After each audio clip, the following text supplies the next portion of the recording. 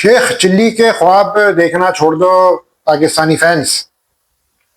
Sheikh chilli के ख्वाब देखना आप छोड़ दो। हमें शेख चिल्ली के ख्वाब दिखाए जाते हैं कि पाकिस्तान सेमीफाइनल में तो पहुंच ही जाएगा, 64 रन से जीत जाए या 13.1 ओवर में टारगेट चेस कर ले, मिरेकल हो जाए। मिरेकल डू हैपेंस, लेकिन हमारी ये जो क्रिकेट टीम है इसके नसीब में शायद मिरेकल भी नहीं लिखा। आज पाकिस्तान और श्रीलंका का जो मैच था बहुत ज़बरदस्त हुआ। पाकिस्तान ने ज़बरदस्त बैटिंग की, बिलखुसूस फ़खर जमान को ओपन भेजा गया एज एन ओपनर। उन्होंने धुआंधार बैटिंग की, 42 गेंदों पे 84 रन्स बनाए, 200 के स्ट्राइक रेट से बैटिंग की जो कि रिक्वायर्ड थी। शाहजाद खान ने 60 गेंदों पे 100 रन बनाए, दूसरी T20 की सेंचुरी स्कोर की और वर्ल्ड कप में भी इनकी दूसरी सेंचुरी है। और मैं समझता हूँ 2 सेंचुरी बनाने वाले ये पहले खिलाड़ी बन गए। शाहजाद खान वर्ल्ड कप में का जो टूर्नामेंट होता है उसमें कोई भी प्लेयर जो कि 2 सेंचुरी मार दे, 2 सेंचुरी बनाने वाले पहले खिलाड़ी बन गए। शाहजाद खान रिकॉर्ड आज इन्होंने बनाया। फ़खर ने यार जबरदस्त बैटिंग की। फ़खर ने मुंह तोड़ जवाब दिया सिलेक्टर्स को, टीम मैनेजमेंट को। फ़खर जमान ने मुंह तोड़ जवाब दिया पाकिस्तानी थिंक टैंक को जो कि बैठे होते बाहर of the field. Fakhar Zaman की जगह यही है as an opener. He is an opening batsman, he is not a middle order batsman. उसको मिडिल ऑर्डर बैट्समैन बनाने की तगोदो में लगे हुए थे हमारे थिंक टैंक सो कॉल्ड। तो आज उनके मुंह पे तमाचा पड़ गया।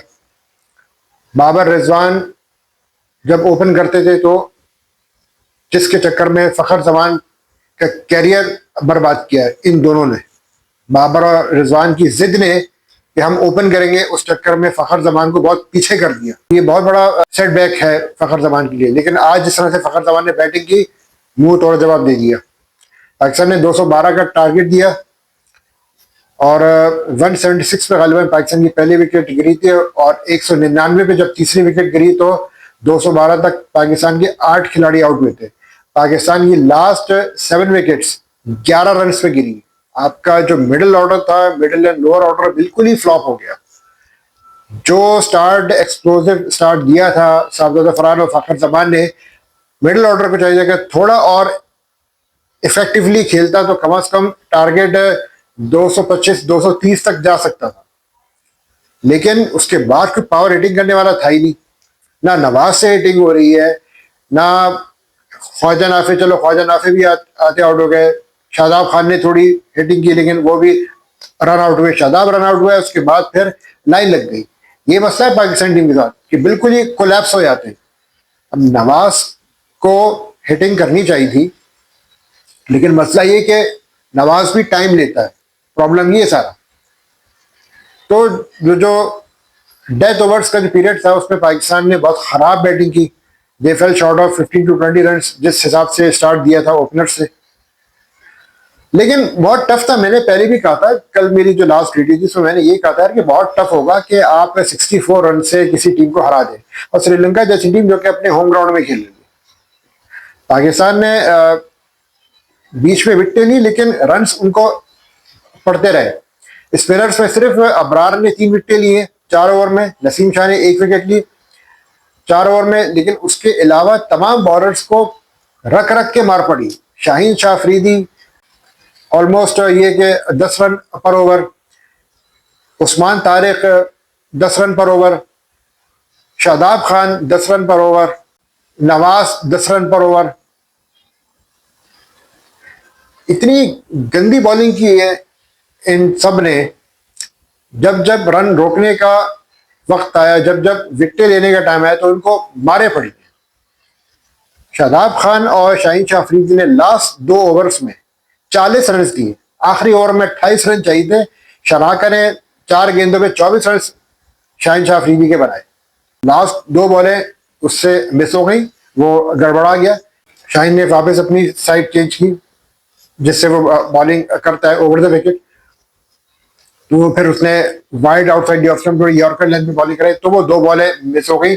शनाका वो सेकंड लास्ट बॉल मिस कर गया और लास्ट बॉल भी उससे फिर उसको समझ में नहीं, वो समझा कि वाइड होगी, लेकिन वो बॉल उसने शाहीन शाफरी ने बिल्कुल सही कराई थी। 2 बॉल पे वो 6 रन ही बना सका, नर्वस हो गया।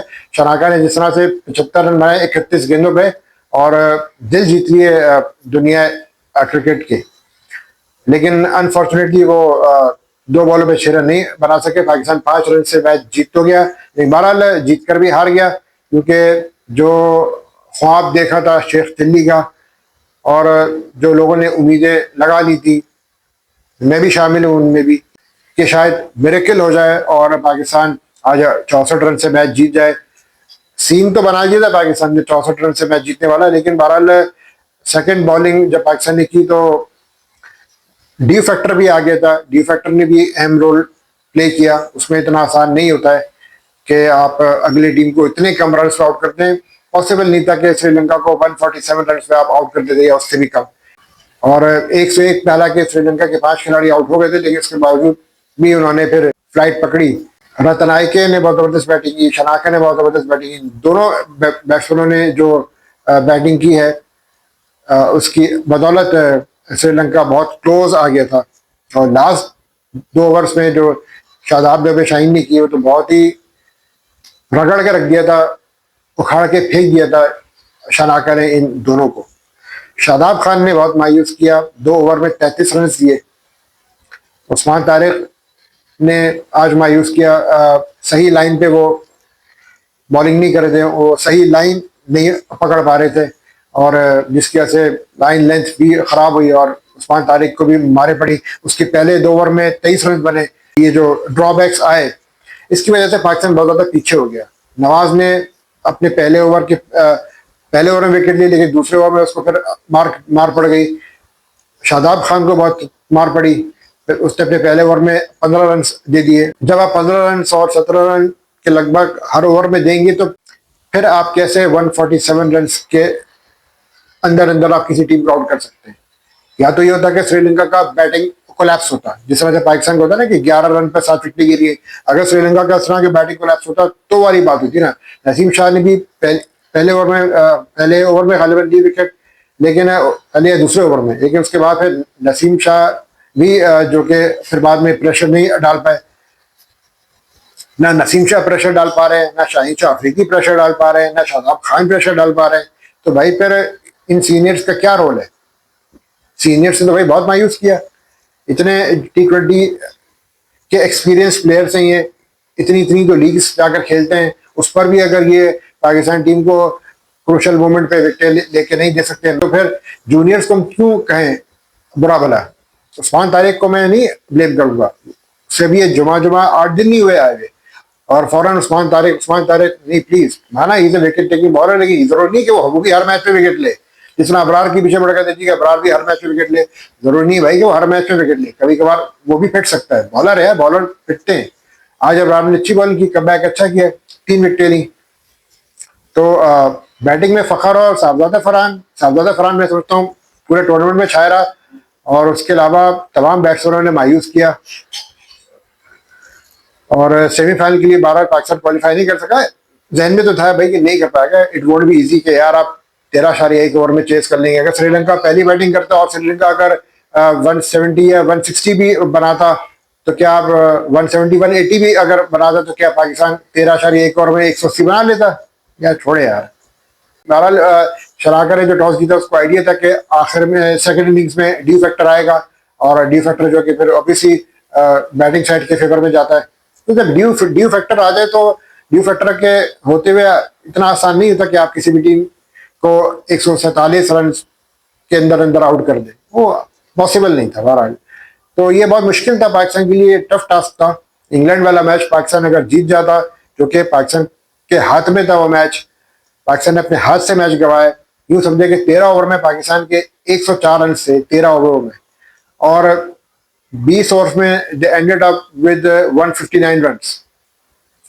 तो ये अंदाजा लगाएं कि 50 रन के लगभग पाकिस्तान की जो है वो बैटिंग कोलैप्स हुआ। पाकिस्तान का जो बैटिंग कोलैप्स हो रहा है, middle order and low down the order, जो बैटिंग कोलैप्स हो रहा है ना पाकिस्तान का, मिडिल ऑर्डर जो बैटिंग कोलैप्स हो रहा है वो पाकिस्तान को बहुत ज्यादा हर्ट कर रहा है। उसने पाकिस्तान को बिल्कुल ही पीछे धकेल के रख दिया। बैटिंग कोलैप्स पाकिस्तान का, मिडिल ऑर्डर बैटिंग कोलैप्स बिलखुसूस को चले आ रहा है, एशिया कप से चला आ रहा है। जो एशिया कप से जो मिडिल ऑर्डर बैटिंग कोलैप्स चला आ रहा है वो भी चला ही आ रहा है, उसका सिलसिला रुक ही नहीं रहा। तो ये बहुत बड़ा प्रॉब्लम है। ये कब रिजॉल्व होगा? पाकिस्तान की चाहे शाहीन्स की टीम हो, चाहे वुमेन्स टीम हो, चाहे अंडर 19 हो, चाहे हमारे ये सीनियर हो, इनका मिडिल ऑर्डर बैटिंग कोलैप्स वाला जो सिलसिला है उससे ये बाहर ही नहीं निकल पा रहे हैं। Constantly middle order batting collapse हो रहा है, मिडिल ऑर्डर बैटिंग कोलैप्स हो रहा है। एक या दो पार्टनरशिप लगती है, एक या दो प्लेयर स्कोर करते हैं, उसके बाद जब वो आउट होते तो ठक ठक ठक ठक ठक लाइनें लगनी शुरू हो जाती है। तो ये जो मिडिल ऑर्डर जो बैटिंग कोलैप्स है, इसने पाकिस्तान को इवन इस वर्ल्ड कप में भी बुरी तरह हर्ट किया। नेदरलैंड वाला मैच आप देख लें, वेल सेटल्ड थे, बन रहे थे जब तक साहबजादा फरहान खड़ा था। जैसे ही वो आउट हुआ लाइन लगना शुरू हो गई। अगर फहीम अशरफ ना रन बना था वो, तो ऑब्वियसली वो भी मैच आप हारे आते। सुपर 8 में भी पाकिस्तान पर क्वालिफाई करवा था अगर नेदरलैंड से हार जाता पाकिस्तान। बहरहाल टीम ने बहुत ओवरऑल तो मायूस किया सीनियर्स ने। यार ये शादाब खान की जो बातें हो रही थी, उनको अब कप्तान बनाने के ख्वाब लेके आ रहे हैं। एक और शेख दिल्ली का ख्वाब भी अब लोग देखना शुरू हो रहे हैं। हो सकता है अब शादाब खान को कप्तान बना दिया जाए, सलमान अली आगा को बाहर कर दिया जाए। तो कर दो बाहर भाई, लेकिन कप्तान और कोच बदलने से मसाइल हल नहीं होने वाले। ये मैं यहाँ लिख के बता दूं, फॉर्मर प्लेयर्स भी यही कह रहे हैं, सबका यही कहना है, मानना है कि कप्तान कोच बदलने से मसाइल हल नहीं होंगे। बहुत कोचेस बदले सिंस 2023 एंड ऑनवर्ड्स, आपने कोचेस बदले, कप्तान बदले, कुछ हासिल उसूल नहीं हुआ है। टीम की किस्मत नहीं बदली। कोचेस कप्तान बदलने से टीम की किस्मत नहीं बदली, टीम की किस्मत वहीं की वहीं है। टीम वहीं की वहीं खड़ी हुई है, आज कोई बेहतरी नहीं आई। तो बहरहाल आज बचत हो गई, वरना तो जिस तरह से शानाका ने खेला है आज आखिरी 2 ओवर्स में, मसलन जो समझो कि जो डेथ ओवर्स का जो पीरियड था, जिस तरह से शानाका ने खेला है, इवन रतनाके उसके बाद शानाका ने जिस तरह से शानाका ने खेला है, तो वो तो मैच ले गया था, बल्कि डिजर्व करता था आज श्रीलंका ये मैच जीतना, जिस तरह से शानाका ने आज बैटिंग की है। बहरहाल पाकिस्तान मैच जीत तो गया, लेकिन वही बात है कि जीत के भी हार गया, सेमीफाइनल की दौड़ से बाहर हो गए। न्यूजीलैंड और इंग्लैंड क्वालिफाई कर गए, और कल इंडिया का मैच है वेस्ट इंडीज से। साउथ अफ्रीका क्वालिफाई कर चुका है ऑलरेडी, और इंडिया और वेस्ट इंडीज का बड़ा अहम मैच होगा कल। समझे कि क्वार्टर फाइनल होगा इंडिया और वेस्ट इंडीज का। देखने वाला मैच होगा। दोनों टीमें हम पल्ला है, दोनों टीमें हम पल्ला है। बस वेस्ट इंडीज की जो प्रॉब्लम ये है कि वेस्ट इंडीज की बॉलिंग वीक है। इंडिया की बॉलिंग फिर भी बहुत स्ट्रांग है, लेकिन वेस्ट इंडीज की बॉलिंग इतनी स्ट्रांग नहीं है। बॉलर तो अच्छे हैं, लेकिन साउथ अफ्रीका के खिलाफ जिस तरह से उनकी बॉलिंग बेबस हुई, तो उससे साफ नजर आ रहा है कि बॉलिंग इतनी स्ट्रांग नहीं है कंपेरेटिव टू इंडियन बॉलिंग। तो उनको अपनी अगर बॉलिंग अगर कल वो अच्छी कर लेते हैं, बैटिंग में उनकी बात सॉलिड है, तो फिर वेस्ट इंडीज को एज हासिल होगा। अदरवाइज इंडिया का पलड़ा भारी है कल वाले मैच में। इंडिया इज फेवरेट, मैं ही समझता हूँ। और अब सारी एशियन टीमें तो बाहर हो गई, एक इंडिया बची है। अगर इंडिया सेमीफाइनल के लिए अगर क्वालिफाई नहीं करती, तो फिर बहुत बड़ा सेटबैक होगा इस वर्ल्ड कप का, कि कोई भी एशियन टीम एशिया में वर्ल्ड कप होते हुए सेमीफाइनल के लिए क्वालिफाई नहीं कर पाई। ये बहुत बड़ा सेटबैक होगा अगर कल इंडिया वेस्ट इंडीज से हार गया। बहरहाल वेस्ट इंडीज बहुत ज्यादा सुपर फॉर्म में इस वक्त, और वेस्ट इंडीज की पूरी कोशिश होगी कल का मैच जीतने की। भारत उन्होंने जिस तरह से डैरेन सैमी इस वक्त जिस सोच के साथ आए हैं, उनको ये यकीन है कि जिस तरह से 2016 में उनकी कप्तानी में टीम जीती थी 2016 में T20 वर्ल्ड कप इंडिया में, तो उस तरह से वो हो सकता है कि 2026 में भी तारीख को दोबारा दोहराए। लेट्स सी, ये तो कल ही पता लगेगा। तो देखते रहिए T20 वर्ल्ड कप 2026।